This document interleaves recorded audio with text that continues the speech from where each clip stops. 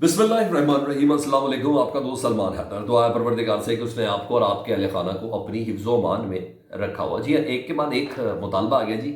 इस बार जिस शख्सियत का मुतालबा आया कि अगर मुल्क में स्टेबिलिटी चाहिए तो इमरान खान साहब को बाहर निकालें। बिजनेस कम्युनिटी अपनी जगह पे, वकला अपनी जगह पर, जजेस हज़रात अपनी जगह पर, सियासतदान अपनी जगह पर। इस वक्त सबसे बड़ा इशू ये है कि इमरान खान साहब को जेल से बाहर निकाला जाए। अगर मुल्क में पॉलिटिकल स्टेबिलिटी चाहिए, पॉलिटिकल स्टेबिलिटी आएगी तो मुआशी स्टेबिलिटी आएगी।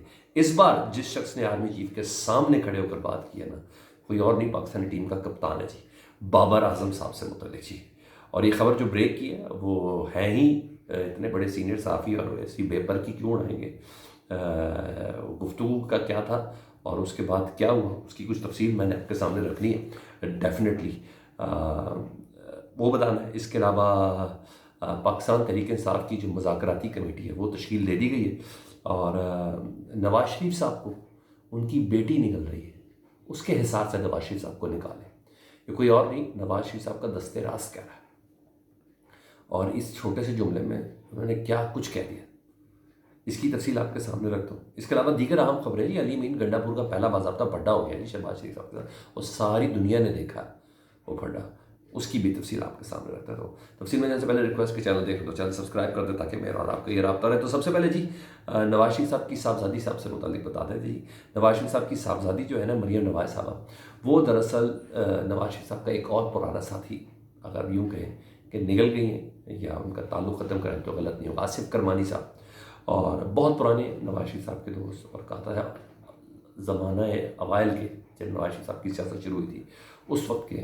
और मुस्लिम लीग नून की सियासत और स्पेशली प्री इलेक्शन जो साइंस है ना, उसका आइंस्टाइन इनको कहते हैं। अगर गिलगित बल्तिस्तान में इलेक्शन है तो भाई उससे 2 महीने पहले गिलगित बल्तिस्तान जाके बैठ जाएंगे। अगर कश्मीर में इलेक्शन है तो 2 महीने पहले मुजफ्फराबाद जाके बैठ जाएंगे और वहाँ सारी जोड़ तोड़ सब चीज़ें करेंगे। तो इस हद तक दस्तरत है, साइलेंट जिसे कहते हैं ना, सबसे अहम तरीन किताब। बड़ी मुश्किल से सेनेट का कोई सेनेटर वगैरह का कोई अहदा उन्होंने भी लिया था, तो अभी उनकी मुद्दत भी ख़त्म हो गई। लेकिन उनका भी मसला वही निकला जी जो मरीम नवाज साहिबा का शाहिद खाकान अब्बासी से था। उनका भी मसला वही निकला जो मरीम नवाज साहिबा का मिफ्ता इस्माइल के साथ है। और आसिफ करमानी साहब भी मरीम नवाज साहिबा की तवक्कात पर पूरा नहीं उतरे थे। और वही जो क्लोज सर्कल है जो मरीम नवाज साहिबा की मदद सराही करता है इस टाइम, वही है ना करीब सारे, इसमें चाहे परवेज़ रशीद साहब भी क्यों ना हो। तो मगर करमानी साहब से ये मुमकिन नहीं था।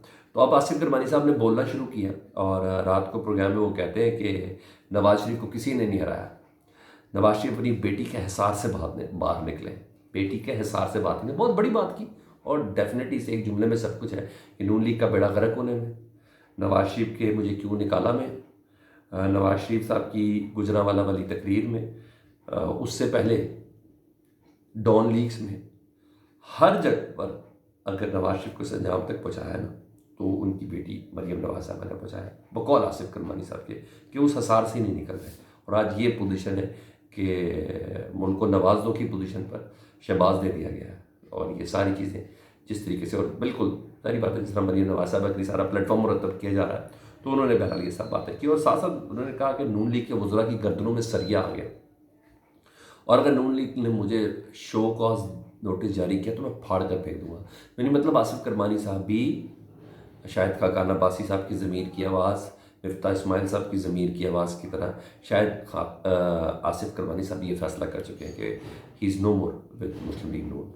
अब देख लें, उन्होंने भी फैसला कर लिया है। पर अहम बात यह कि जो भी नून लीग या मुखालफत में, किसी की भी मुखालफत में जो बोल रहा है ना, वो जब पार्टी अपनी छोड़ा है तो जाते जाते वो इमरान खान साहब के हक़ में कोई बात ज़रूर करता है। उनको पता है बड़ी पॉपुलर लाइन है, इस तरह वही करेंगे तो कुछ एग्जिस्टेंस बरकरार रहेगी। ये भी यही कह रहे हैं कि इमरान खान ने सारे निज़ाम को नंगा कर दिया है। ये तो पूरा पाकिस्तान कह रहा है इमरान खान ने सारे निज़ाम को नंगा कर दिया। तभी तो 8 फरवरी को पूरे पाकिस्तान ने इमरान खान को वोट दिया है, एंटी इस्टेब्लिशमेंट को वोट दिया है, इस्टेब्लिशमेंट मुखालिफ बयानिया को वोट दिया है। जी हाँ, जिसको ज़िंदा रखने के लिए मुस्लिम लीग नून का सियासी विंग अलहदा हो रहा है और हुकूमती विंग अलहदा हो रहा है। हकीकत तो ये है, इसको जोन जितनी जल्दी तस्लीम कर ले तो बेहतर है। बहरहाल हर लिहाज से तो बिकता भी वही चलता भी। उधर इफ्तिखार हुसैन शिराजी साहब है जी, ڈان نیوز کے بیورو چیف ہیں، ان کی رپورٹ بھی ان کی بیٹ بھی نا ڈیفینس ہے، اور بڑے سینئر ہیں اور بڑے سلجھے ہوئے کم گو ہیں اور بڑے کریڈیبل صحافی ہیں، یہ بھی بتا دوں۔ وہ رپورٹ کرتے ہیں کہ پچھلے دنوں نا کرکٹ ٹیم کاکول میں تھی جہاں ٹریننگ ان کا کیمپ لگا تھا۔ ٹریننگ کیمپ ختم ہونے کے بعد جی ایچ کیو میں افطار ڈنر ان کا ہوا، اس میں بابر اعظم صاحب سے بات ہوئی آرمی چیف کی، تو بابر اعظم صاحب نے آرمی چیف سے بات کرتے ہوئے کہا کہ پاکستانی کرکٹرز کے آئیڈیل ہیں، کس کے آئیڈیل نہیں ہے؟ عمران خان صاحب as a cricketer, as a کپتان، انہیں کا آئیڈیل، اور ہمیں بالکل اچھا نہیں لگتا کہ وہ ڈیالہ جیل میں ہے، تو پلیز آپ اپنے فیصلے پر نظر ثانی کریں۔ تو افتخار شرازی صاحب اس کو رپورٹ کر رہے ہیں کیونکہ وہ ڈیفینس کا بندہ ہے، ڈیفینس کی بیٹ کرتا ہے، جھوٹ کیوں بولے گا یار اتنی بڑی بات، تو فیکٹ پہ بات وہ کرے گا۔ تو اس سلسلے میں باقاعدہ، اور نان پولیٹیکل آدمی، ان کا کیا فائدہ ہے اس چیز میں؟ مطلب بات یہاں تک پہنچ گئی سر، کاروباری حضرات حبیب صاحب سامنے کھڑے ہو کے بول رہے ہیں، وزیر اعظم کے اور آرمی چیف کے بھی۔ اچھا ٹیم کا کپتان بابر اعظم بول رہا ہے، اچھا یہ مکتبہ فکر ہے نا سر مختلف۔ اچھا سیاسی شخصیات، رانا ثناء صاحب کی شکل میں بھی لوگ آ گئے بیچ میں، وہ علیحدہ۔